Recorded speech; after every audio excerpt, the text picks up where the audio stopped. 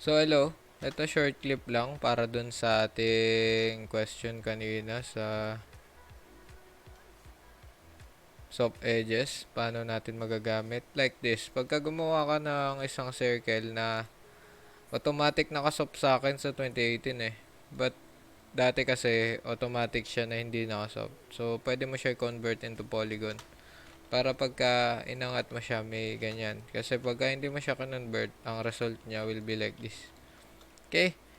So, eto, paano mo malalaman na soften na to? So, or eto hindi naka-soften. So, pag eto, soften ko, makikita mo. So, kanina, sinopen ko, wala nangyari. Bakit? Okay? Kasi, ayan yung buo. Okay? Meron tayo ditong soften edges nga na tray sa tray. So, for example, ibaba ko siya.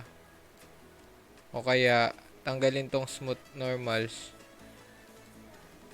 So, dun may iba yon.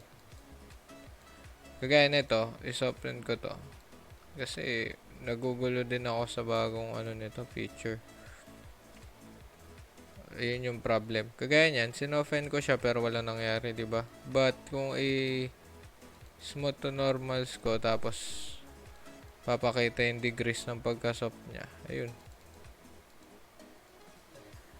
Makikita mo na nag-smooth talaga siya. So, ayan.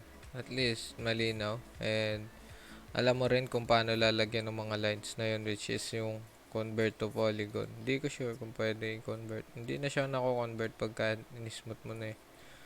Unless, ibalik mo siya sa normal. But, hindi na talaga eh. Hindi na siya balik sa dati.